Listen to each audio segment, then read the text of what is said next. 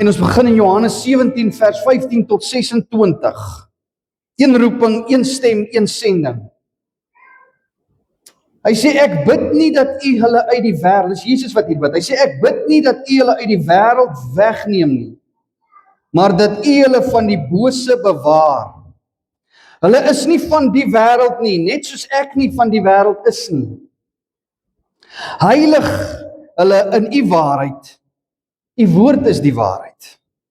Soos u my gestuur het in die wêreld, het ek ook hulle in die wêreld gestuur. En ek heilig myself vir hulle, sodat hulle ook in waarheid geheilig kan wees. Maar ek bid nie alleen vir hulle nie, maar ook vir die wat deur hulle woord in my sal glo. Dat almal een mag wees, net soos u Vader in my en ek in u, dat hulle ook in ons een mag wees, sodat die wêreld kan glo dat u my gestuur het. En ek het hulle die heerlikheid gegee, wat u my gegee het, sodat hulle een kan wees, net soos ons een is. En in hulle, en ek in hulle, en u in my, sodat hulle volkome een kan wees. En dat die wêreld kan weet dat u my gestuur het, en hulle lief gehad het, net soos u my lief gehad het. Vader, ek wil dat waar ek is, hulle wat u my gegee het, ook saam met my sal wees, sodat hulle my heerlikheid kan aanskou wat u my gegee het, omdat u my lief gehad het voor die grondlegging van hierdie wêreld. Regverdige Vader, al het die wêreld u nie geken nie, tog het ek u geken, en hulle hier het erken dat u my gestuur het. En ek het u naam aan hulle bekend gemaak, en sal dit bekend maak, sodat die liefde waarmee u my lief gehad het, in hulle kan wees, en ek in hulle. Nou van die begin af het die Christelike kerk, te midde van alle weerstand en lyding en teekanting, het hierdie kerk gegroei. Ons kan maar die geskiedenis gaan kyk. Die kerk groei wanneer hy van buite af verdruk word. Dis geskiedenis. Jesus self het sy volgelinge gewaarsku dat indien julle gehoorsaam sal wees aan Christus Jesus, sal jy vervolg word. Dis 'n belofte gewees. Maar tog wys die geskiedenis dat die evangelie dikwels binne die vyandigste grond groei. Ons kan hierdie evangelie in die vyandigste grond gaan preek en dit sal daar opkom. Dis geskiedenis. Maar hierdie vervolgde kerk is nie net 'n tragiese werklikheid wat ons moet betreur nie, waaroor ons moet huil nie. Hierdie vervolgde kerk, deur al die jare, vir 2000 jaar nou al, is 'n belangrike getuie van die getrouheid en die krag van God om ons te bewaar en behoue te hou. Ek sê weer, hoeveel keer het hulle al geprobeer om hierdie Bybel tot niet te maak? Hulle kry dit nie tot niet nie. Hoeveel keer het hulle probeer om die kerk tot niet te maak? Hulle kry nie die kerk tot niet gemaak nie. Want Christus het gesê, ek sal my kerk bou en die poorte van die doderyk sal dit nie oorweldig nie. Nou in ons skrifgedeelte, waar ons nou gelees het, is dit minder as 24 uur voor Jesus gekruisig sou word. Jesus is saam met sy disippels in die boot vertrek. Judas Iskariot het net gegaan om Jesus te gaan verraai, en Jesus het sopas 'n lang finale instruksies gegee wat sy disippels moet volg. Hy het gesê, hier is dit wat julle moet doen as ek weg is. Hy's besig om sy disippels voor te berei vir die tyd wanneer hy nie meer fisies daar gaan teenwoordig wees om hulle te beskerm en hulle vas te hou nie. En sy preek is verby. Hy het net klaar sy boodskap vir hulle gegee, en hy rig sy oë op na die hemel, sê die skrif, en is asof hy sê, laat ons bid. Klaar gepreek, klaar gepraat, laat ons bid. En hy begin hierdie lang, majestueuse, glorieryke gebed. Onthou, dis Jesus wat hier bid, en ons kry die geleentheid om Jesus te hoor bid. Jy al daaraan gedink? Dis die langste gebed van Jesus wat ons in die Bybel kry. Wat kan beter wees as dit? En Jesus bid vir 3 dinge. Nommer 1 bid hy vir homself in vers 1 tot 5. Jesus bid vir sy eie verheerliking. Hoor wat vra hy? Hy sê, Heer, verheerlik my. Hy sê, die uur het aangekom. Die klimaks, die doel van my sending het aangebreek. Die punt van my hele lewe op aarde is hier. My dood en my opstanding. En my verraad, en my arrestasie, en my geeseling, en my kruisiging is op pad. Dit lê voor die deur, Vader. En dit is in hierdie atmosfeer dat hy sê, Vader, verheerlik my, maak 'n groot ding van my. Dis wat hy sê. Nou as ons so iets sou bid, maak 'n groot ding van my, dan dink ons moet vir ons 'n toekenning of 'n parade aangebied word, maar dis nie wat Jesus hier sê nie. Want Jesus het geweet, deur hierdie gebed te bid het hy gesê, Vader, kruisig my. Dis tyd. Die tyd het aangebreek. En dis die misterie van die kruis. Hierdie opperste oomblikke van Jesus Christus, waarvoor hy aarde toe gekom het. Die verheerliking van Christus Jesus kom in die vorm van 'n katastrofiese, wat dit lyk of dit 'n katastrofiese nederlaag gaan wees. Ek meen, hy sterf aan die kruis. En die Vader maak 'n groot ding van Jesus deur hom oor te lewer om gekruisig te word. Dis hoe groot dit is. En van ewigheid af was dit 'n drie-enige verlossingsplan hierdie. Dit is nie per ongeluk nie, dit is nie uit die duim uitgesuig op die oomblik nie, nee, voor die grondlegging van die wêreld was dit bepaal, het Vader, Seun en Heilige Gees verbond met mekaar gesluit en gesê, Vader het gesê, ek is die een wat Jesus aanstel om hierdie verlossingswerk op aarde te gaan doen. Jesus is die een wat gekom het en gesê, ek sal hierdie werk kom voltooi, ek sal kruis toe gaan vir die mense. En die Heilige Gees is die een wat hierdie verlossingswerk wat Christus aan die kruis kom volbring het, hy is die een wat hierdie verlossingswerk wat in ons lewens kom laat posvat. Hy is die een wat dit 'n werklikheid maak, wedergeboorte. Sonder die Heilige Gees is daar nie wedergeboorte nie. So hy het gekom om wedergeboorte te gee aan die volk wat aan die Seun gegee is deur die Vader. Skrif. Sodat hulle verlos kan word. En Jesus sê vir die Vader in hierdie gebed, sê hy, Vader, die tyd het aangebreek, kruisig my. En daar is hulle hierdie disippels, hulle sit daar aan tafel, en min wetende dat die lewe soos wat hulle dit ken op hierdie stadium, is besig om in duie te stort. Hulle gaan nou hierdie Christus, hierdie meester van hulle gaan nou tot sterwe kom, dis wat aan die kom is. En soos 'n goeie herder sy lewe vir sy skape aflê, Johannes 10 vers 14 tot 15. Hy lê sy lewe, kom ons lees dit, Johannes 10 vers 14 tot 15.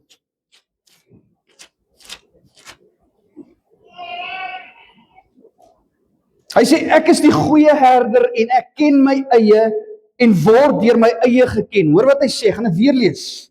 Ek is die goeie herder en ek ken my eie en ek word deur my eie geken. Jesus se skape ken sy stem. Wat wil ek en jy anders preek as die woord van God, want dit is sy stem. Hy sê, hulle ken my. Net soos die Vader my ken, ken ek ook die Vader en ek lê my lewe af vir die skape. Soos hierdie herder wat sy lewe vir sy skape af lê, bid Jesus nou nommer 2. Hy het eerstens vir homself gebid, tweedens bid hy nou vir sy disippels wat hier voor hom sit, hierdie 11 wat oorgebly het. En Jesus weet, hy gaan nou sterf en hy gaan opvaar na die hemel toe eventually.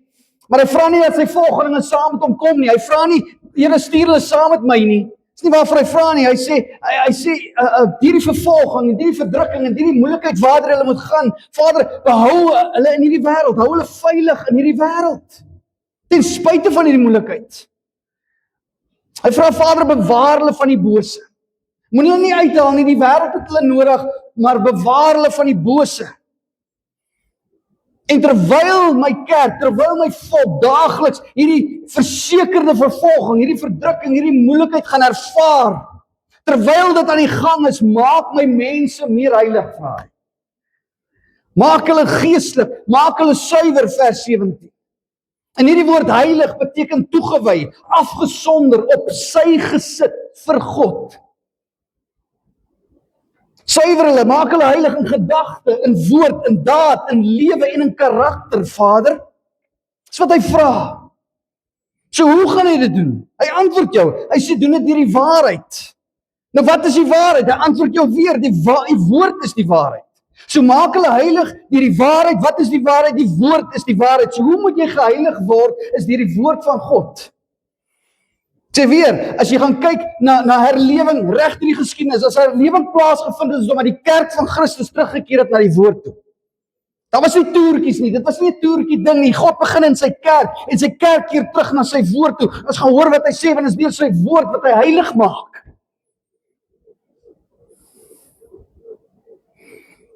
Dis die woord van God wat sy mense van die wêreld laat onderskei. As ons nie die woord van God is nie, lyk ons nes die wêreld, ryk ons soos die wêreld, stap ons soos die wêreld. Maar omdat ons die woord van God is, lyk ons anders. Deur die woord van God gee hy sy mense 'n bo-natuurlike manier van dink en van leef. Hy sê, word verander deur die vernuwing van julle gemoed. Word verander deur die vernuwing van julle denke. Verander hier. En die oomblik wat jy hier gaan begin verander, begin jou dade verander.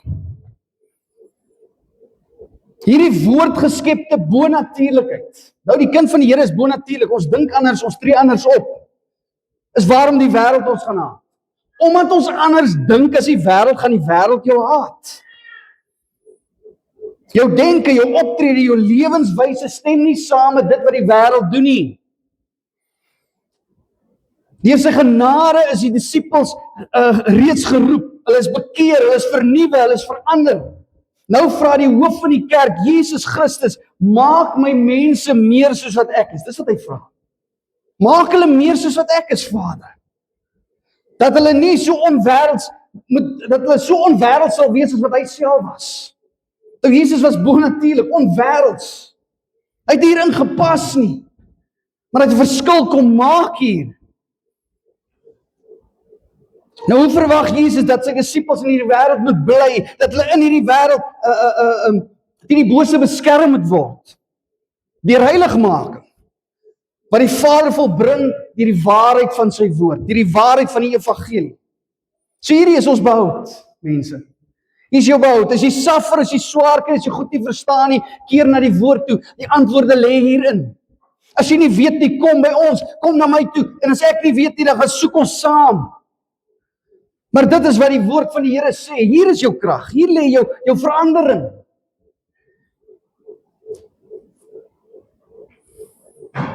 So Christus het homself afgesonder aan die kruis, vers 19.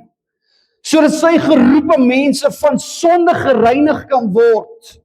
Sodat ons afgesonder kan word vir goeie werke. Hy sê, daar's goeie werke wat vir jou uitgesit is voor die grondlegging van hierdie wêreld, waarin ons moet wandel, sê die skrif. Sodat ons op sy gesit kan word, om in hierdie wêreld uit te gaan en hierdie evangelie van Christus Jesus te gaan verkondig. Jesus het die liefde van God, die goeie nuus oorgedra dat die sondige rebelle, hierdie wêreldse rebelle, deur bekering en geloof in Christus Jesus tot toegang sal hê tot God die Vader weer. Wedergeboorte. Sodat ons kan versoen word met die heilige God. So waarvoor hy kruis toe gekom het. So waarvoor hy kom sterf het. So het hierdie disippels dan een roeping gekry van God. Hulle het een stem wat uit die woord van God uitkom. Ons praat uit een mond uit en dit is die woord van God.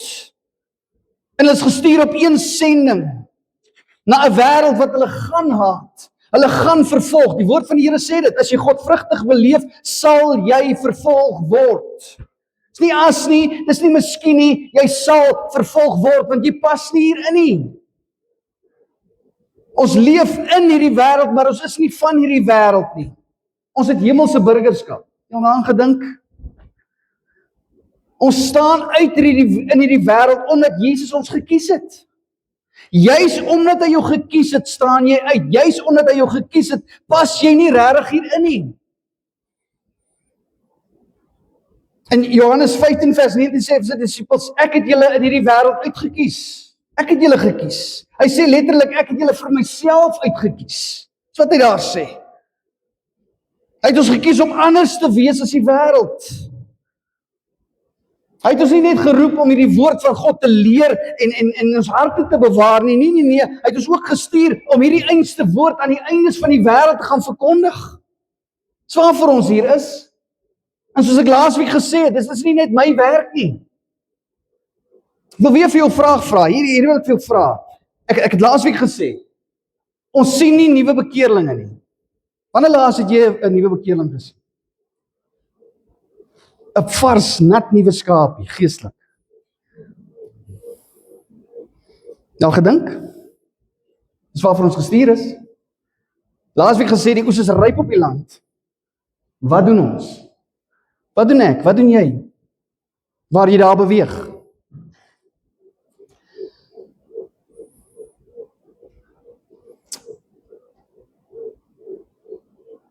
So om hierdie woord uit te leef, om Christus uit te leef in hierdie wêreld, gaan altyd duur wees. Gaan jou 'n prys kos, gaan my 'n prys kos, gaan jou 'n prys kos, dit gaan die kerk as 'n geheel 'n prys kos, dit is onvermydelik, wat hy sê. As jy jou werk gaan doen, dit waarvoor jy gemaak is, gaan jy vervolg word, jy gaan swaar kry. Die natuurlike gevolg daarvan om anders te wees, om 'n buitestander te wees, is om teenkanting en vervolging te kry. Mens sien ons op skool. Ek meen as jy nie inpas nie, word jy gespot, jy word op sy gestoot. Ek meen dis normaal, ons word groot met die goed. En Paulus sê ons gee 'n reuk af. 2 Korintiërs 2 vers 15, blaai saam met my. 2 Korintiërs 2 vers 5, ek gaan vanaf vers 14 lees. 2 Korintiërs 2.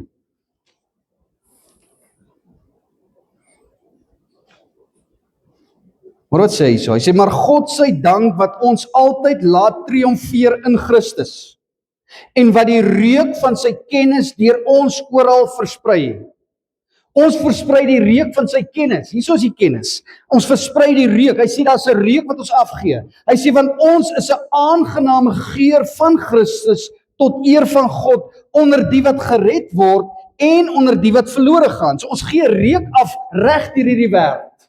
Hoor wat sê hy? Vir die laaste, vir die wat verlore gaan, is ons 'n reuk van die dood tot die dood. Maar vir die eerste 'n reuk van die lewe tot die lewe. En wie is tot hierdie dinge bekwaam? Besef jy gee die reuk van Christus af. Hy vra, wie is bekwaam tot hierdie dinge? Jy moet lyk soos Christus, jy moet loop soos Christus, jy moet praat soos Christus, jy moet ryk soos Christus. Wie is bekwaam tot hierdie dinge? Hy vra die vraag. Sonder die Heilige Gees nie een van ons nie. Ons het nie daai vermoë nie. So hy sê, ons gee reuk af. Vir die wat gered word, ryk ons soos die lewe tot die lewe. Ons ryk soos ons hemelse ewige huis. Jy geweet jou huis het 'n reuk?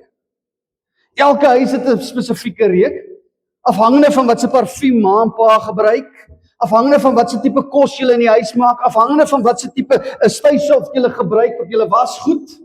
Jou huis het 'n reuk. Ek kan nou nog dink my ma se huis, ek was jare laas in my ma se huis. Sy leef nie meer vandag nie, maar ek kan daai reuk onthou. Dit is my huis. As ek dit ruik, verlang ek huis toe. So het elke huis 'n reuk. Dis jou vingerafdruk, dis jou identiteit, dis wie jy is.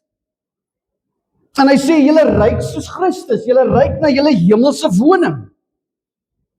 Is nie net 'n soet reuk wat Christus voortbring nie. Nee, dis Christus self wat die mense ryk.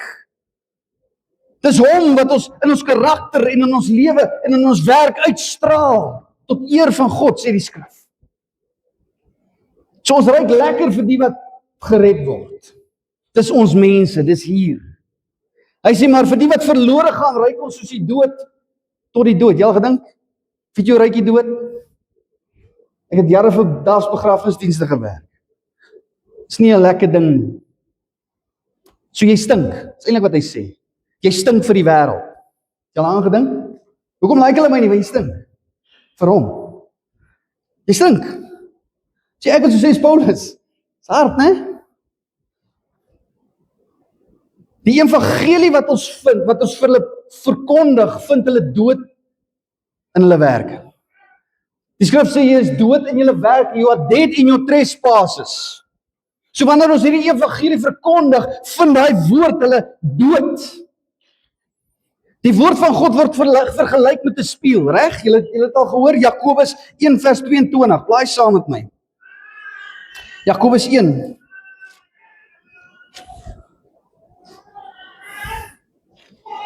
Jakobus 1 22.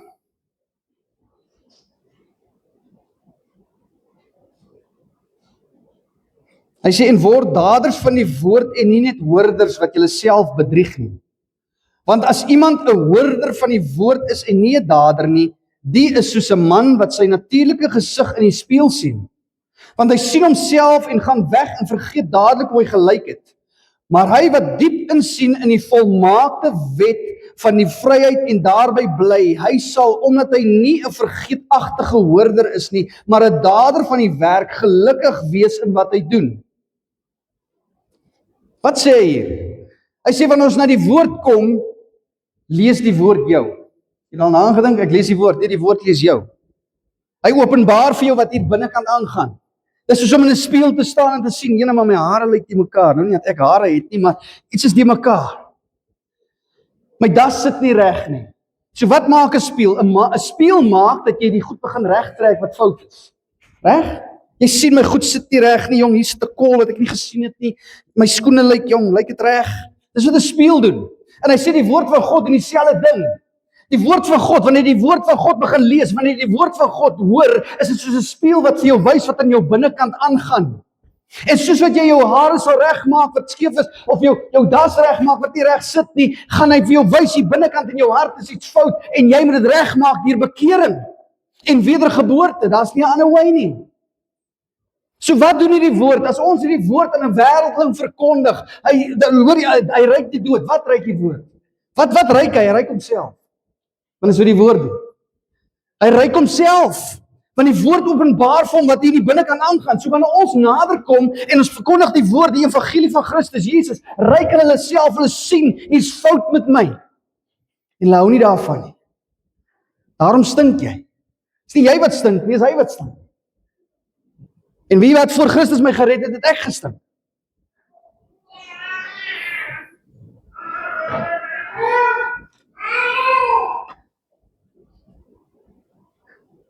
So die wêreld reageer op ons stank, ons stink vir hulle, en hulle reageer met uiterste vooroordeel en vyandigheid. Dis nie lekker nie, jy sit jouself in daai skoene. Dis nie dat ek oordeel nie, ek was daar. Ek kan onthou, ek wou nie sonnaskool toe gaan nie. As my ma vir my gesê het, dis sonnaskool tyd, jy moes gaan, kyk ou maat, jy het die belts afgehaal vir jou. Dis hoe ek sonnaskool toe is. En wat was my woord altyd vir my ma? Sonnaskool is vir sissies. Haat dit, wil nie so toe gaan nie. En my ma het altyd gesê, toe ek begin teologie swat en ek begin preek en ons het 'n gemeente, toe my ma altyd, dit was altyd haar storie. Jong, kom ek vertel vir jou van Nico. Sonnaskool is vir sissies, kerk is vir sissies, en vandag is hy die grootste sissie hier rond. Dit is my ma se woord. En vandag is ek 'n sissie vir Christus. Maar weer eens, die kerk het vir my gestink. Die kerkmense het vir my gestink. Wanneer pastoor Koena die Jager kom huisbesoek doen, het hy en Terry Gerda, as hulle daar kom sit in die kombuis, dan loop ek wil nie daar wees nie. Nie dat hulle my iets gedoen het, nie het gestink. Meantime ryk ek myself. So daar is 'n soort van xenofobie. Het jy gehoor van xenofobie? Xenofobie is letterlik, sy betekenis is 'n vrees vir vreemdelinge, 'n vrees vir buitelanders. Is afgeleid van die Griekse woord xenos, wat vreemdeling of gas beteken. En dan van die ander woord is phobos, wat beteken vrees of paniek. So is letterlik, jy het 'n paniek, jy het 'n vrees vir 'n vreemdeling. Verwys na intense, irrasionele afkeer, wantroue, vooroordeel teenoor iemand wat jy nie ken en verstaan nie. Ander kulture. So word die kerk, so kyk hulle na die kerk, so kyk hulle na my en jou, en hulle kyk met afkeer na ons. Die kerk is vreemd. As ons nie vreemd is, dan moet jy begin wonder. Is ons nog die kerk? Waarvoor kyk ons? Kyk ons vir die bokke of kyk ons vir die skape? Wat voer ons al? Die godvrugtige lewe in Christus, ons gesamentlike strewe na heiligheid, is aan die een kant bedoel om 'n regwysing vir die sondige wêreld te wees. Maar aan die ander kant is dit bedoel om 'n lig van die evangelie te openbaar. So ons gee die slegte nuus, maar hier is die goeie nuus. Jy sien, dis nie net dis die een en die ander. Dis nie een sonder die ander nie. Hier is die slegte nuus, maar hier is die goeie nuus. Christus Jesus, die kruis. Ja, jy stink. Ja, jy's dood in jou oortredinge, maar hier is die verlossing. Dis Christus Jesus aan die kruis van Golgotha. Jesus sê dat hierdie teestand wat die in die wêreld gaan kry, moenie vir jou vreemd wees nie. Dit moenie vir jou snaaks wees nie. Omdat ons behoort, aan hom behoort, sal ons gehaat word. Johannes 15. Johannes 15. Vers 18 tot 20.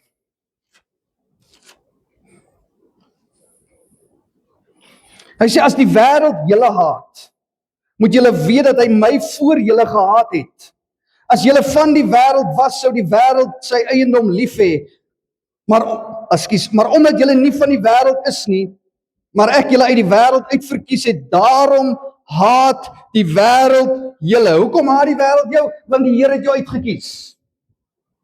Maklik om te sê, die Here, ek is uitverkorene, ja, die wêreld gaan jou haat nou. So wat Christus hier sê is omhels jou doel. Wees aktief in die samelewing, raak betrokke, behou jou andersheid in hierdie omstandighede. En wees onwêrelds, behou jou reuk van Christus, omdat jy weet, Jesus het jou geroep en het jou uitgestuur op 'n sending. Ons is nie per ongeluk hier nie. En Jesus is so seker dat hierdie sending gaan suksesvol wees, te midde van hierdie omstandighede, te midde van hierdie verdrukking, soveel so, dat hy bid nie net vir sy disippels nie, hy stop nie daar nie, hy het gebid vir homself, hy het gebid vir sy disippels, en dan rig hy sy gebed, tot die wat hierdie apostels se woord gaan glo. Vers 20. Hy bid vir die toekomstige gelowiges. So wie hy bid. Jesus stuur sy disippels in hierdie wêreld in, soos wat sy Vader hom gestuur het.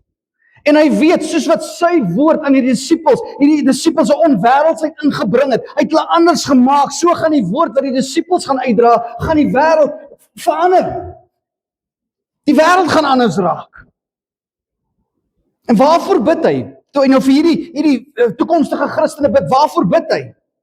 Hy bid vir dieselfde goed waarvoor hy sy disippels gebid het, vir 'n eenheid en 'n eensgesindheid. Dat ons hier sal bly en sal doen wat hom behaag.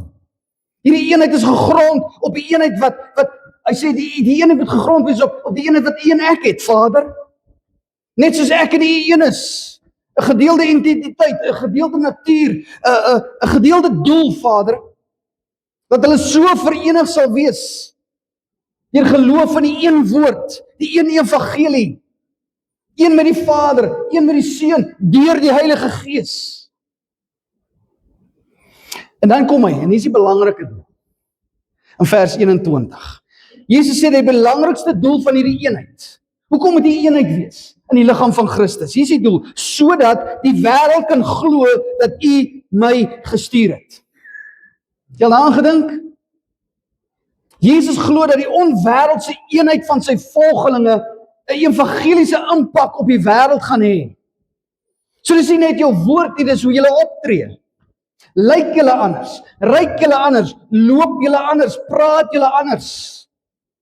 Jesus verwag dat die eenheid van die kerk oortuigend vir die wêreld sal wees. Waarom sal die wêreld weet dat julle my disippels is? Ek het dit baie herhaal hierso. Julle liefde onder mekaar. Sjoe. Daar is geen sterker bewys vir die waarde van die eenheid van Christene nie. En die sondigheid van die verdeeldheid onder Christene. Ek meen, dit is sondig, ons besef dit nie. Hy sê, julle eenheid moet 'n voorbeeld wees.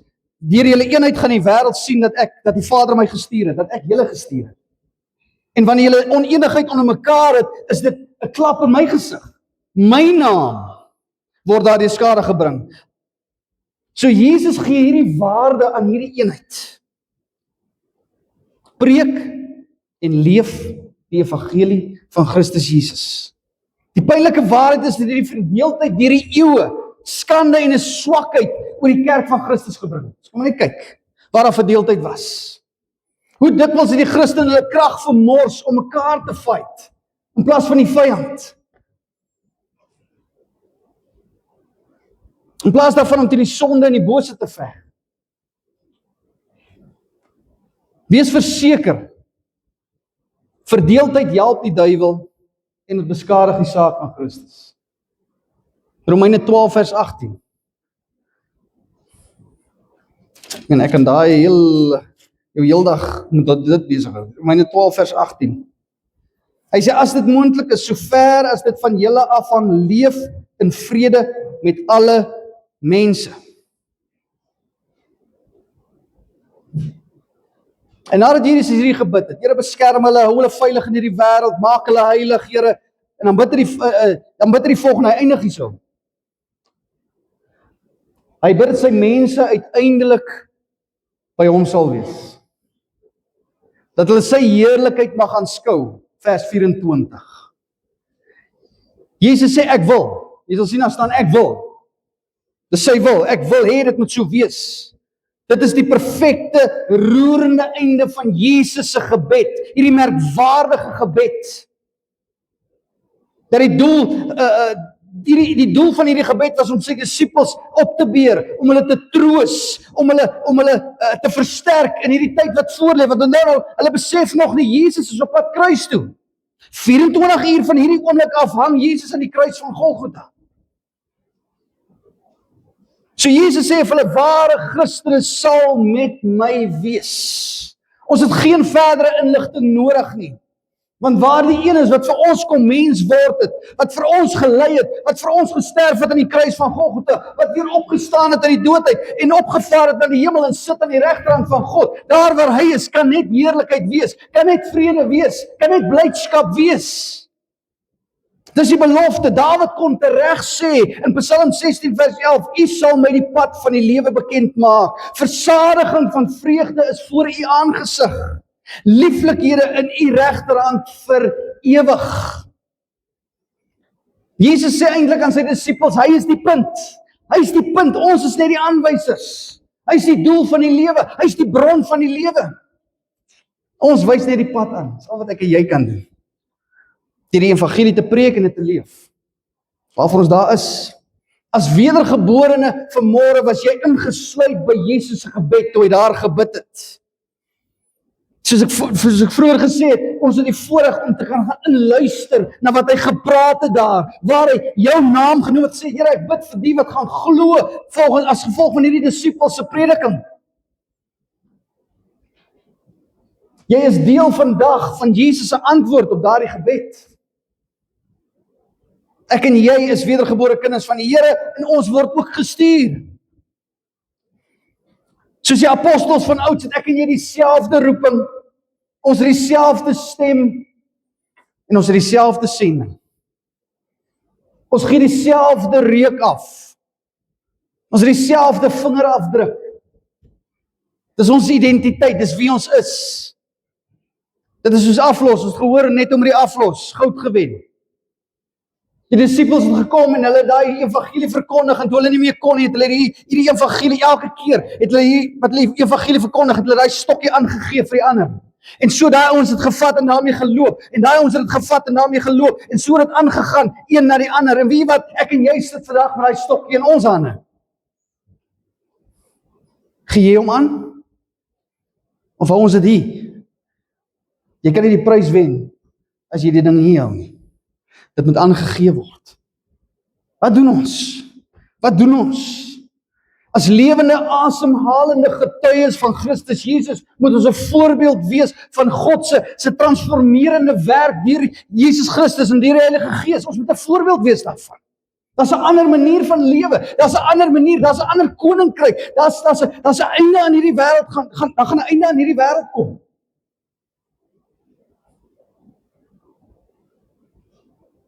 Maar daar moet 'n sigbare verskil wees tussen ons en die wêreld. Ons moet anders wees as die wêreld. 'n Verskil wat die sondaars na die lig van die evangelie sal trek. Ek sê weer, ons kan nie aanbied wat die wêreld aanbied en verwag om anders as die wêreld te wees nie. Dis hoekom ek sê, weer eens, my gebed is hier, dat die Here hier vir ons nuwe bekeerlinge sal gee deur die preek van die evangelie. Die Here stuur sy skape waar daar kos is. Reg? Ek bid Here dat hierdie 'n gemeente sal wees waar die woord van God gepredik sal word en niks anders as die woord van God nie. Wat het hy gesê? Ek wil by julle niks anders ken as Christus en hom as gekruisigde. So as ek kan bid, sê Here, stuur die skape, stuur die verlore skape en wys vir ons waar hulle is, laat ons hierdie evangelie gaan preek, stuur die skape hiernatoe, moet ons met 'n geruste hart kan sê, hier is skaapkos in hierdie plek.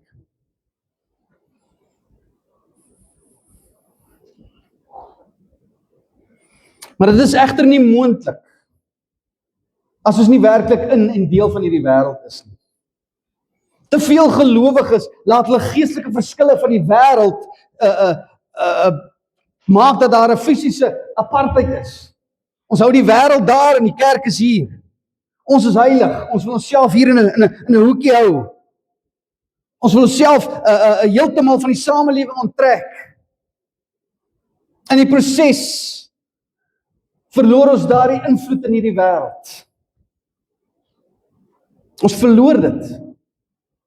Ons wil die wêreld buitekant hou en ons wil die vervolging wat daarmee saamgaan as ons 'n kind van die Here is omdat ons stink vir die wêreld. Ons wil daai vervolging en daai wil ons weghou van onsself af, so ons hou die wêreld buite. Ons wil eintlik niks met hulle te doen hê nie. Maar ons verbeur die geleenthede om sout en lig in hierdie wêreld te wees. Hoe anders moet ons sout en lig in 'n wêreld wees as ons nie daar is nie?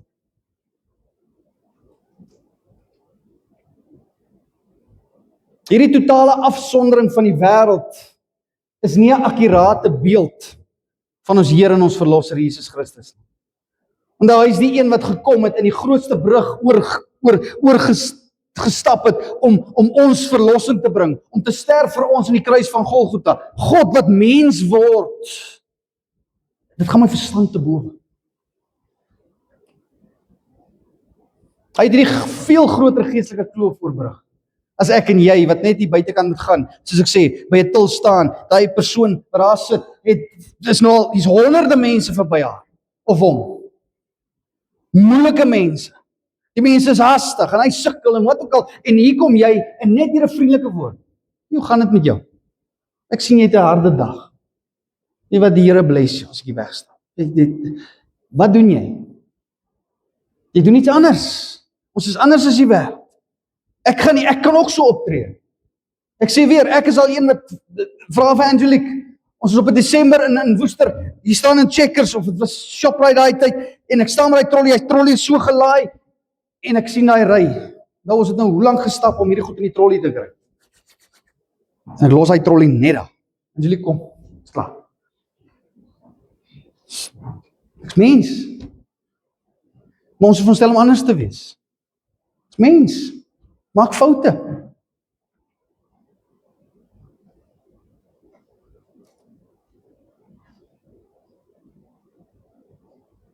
Ons is veronderstel om 'n lig in die sout in hierdie wêreld te wees soos Christus. Om vir hierdie mense te gaan sê, wie waar daar is lewe na die dood. Daar's 'n ewige lewe en om daar te kom is daar net een weg en dit is Christus Jesus. Dis hierdie kruis. Daar's nie 'n tweede weg nie. Daar is nie 'n ander weg nie. Daar's net een en dis Christus Jesus. Niemand kom net die Vader behalwe deur my nie. As jy nie my het nie, jy nie die Vader nie. Hoeveel keer moet die woord dit nog sê? Daar is geen ander liefde soos die liefde van God in Christus Jesus nie. Hy sê, as jy my gesien het, jy die Vader gesien. Waarvan praat hy? Kyk my hart. Kyk my hart, dis wat hy sê. Daar is geen een so onselfsugtig. Geen een so suiwer, geen een so reinigend, geen een so transformerend, geen een so vernuwend, geen een so reddend, geen een so bewarend en geen een so voltooiend soos Jesus Christus nie. So wat kan ek en jy anders doen behalwe om mekaar te dien en lief te hê as kinders van die Here, as die liggaam van Christus? Ek sê weer, Christus het opgevaar na die hemel, want hy het geweet, ek gaan nie vir ewig hier kan wees nie. Ek sê, Here, stuur die Heilige Gees. Ek sal met hulle wees daar. En ek en jy is nou die liggaam van Christus. Ek en jy is die voete. Ek en jy is sy hande. Ek en jy is sy stem. Ons is gewoon om te vra, Here, maar waar was jy? Ek het gebid, right, waar was die kerk?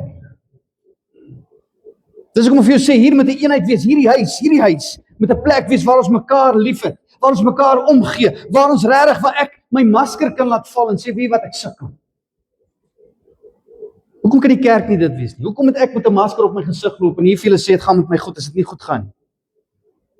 As julle vir my kan bid en intree. Die skrif sê, as die een lid ly, dan ly die res van die liggaam.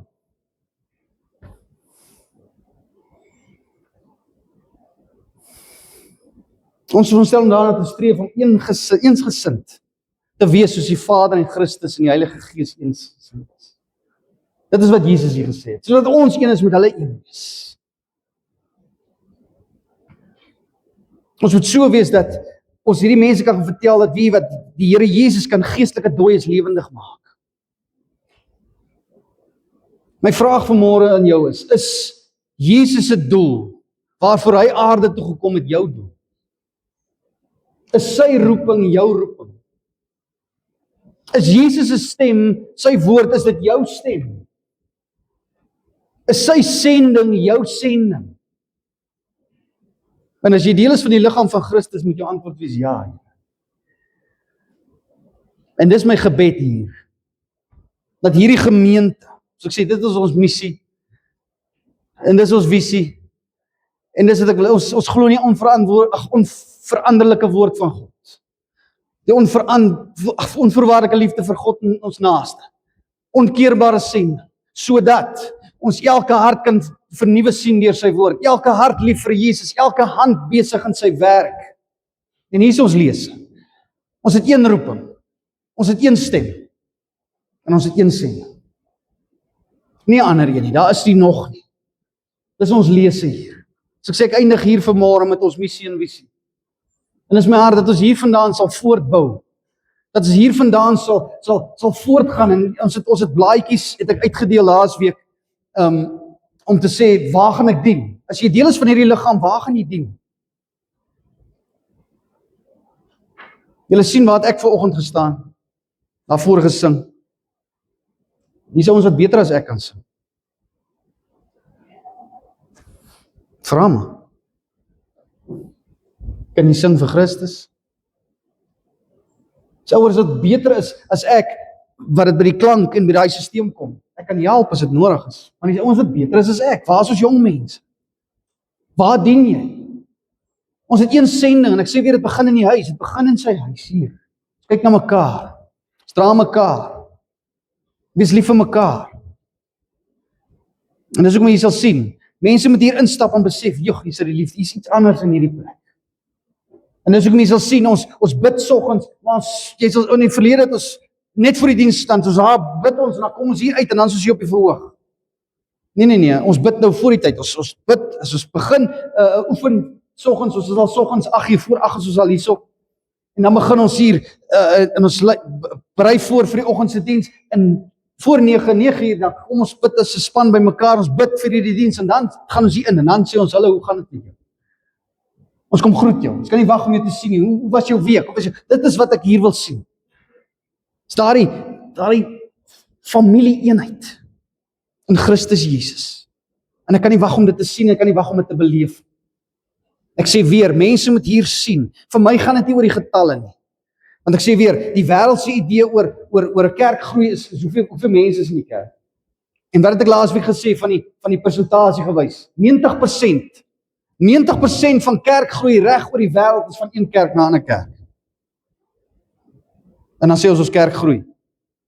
Nou is my vraag. En ek sê weer, daar's goeie redes hoekom dit gebeur. Daar is goeie, maar baie van dit is sleg. So wat ek graag sou wil sien, is dat ons wedergebore kinders van die Here het, nuwe lammetjies, geestelike nuwe, ek kan nie wag nie. En ek kan dit nie alleen doen. En dan wil ek vir jou vra, en ek wil dit hier los.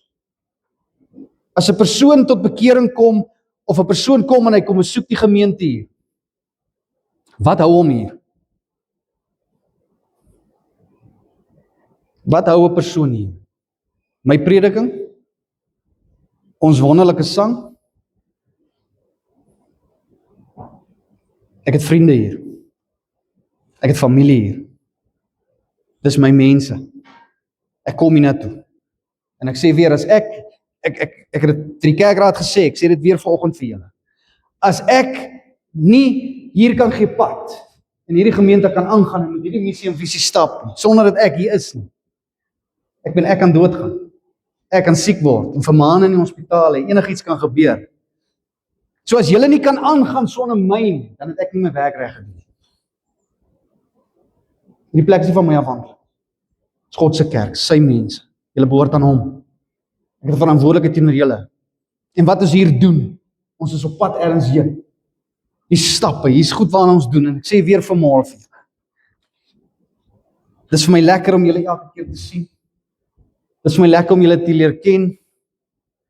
En ek sê weer vir julle, dit was nie maklik vir my om my kinders in die Kaap te los en hiernatoe te kom. Maar ek glo met my hele hart, ek is geroep hiernatoe. En ek het vir Laurens gesê, en ek het vir Swys ook gesê, ek sal aftree so. Ek het nie planne om iewers heen te hol. Dit is nie my hart nie. Ek sê weer, my hero, een van my heroes is John MacArthur. Wat vir 54 jaar in 'n gemeente gedien het. 54 jaar.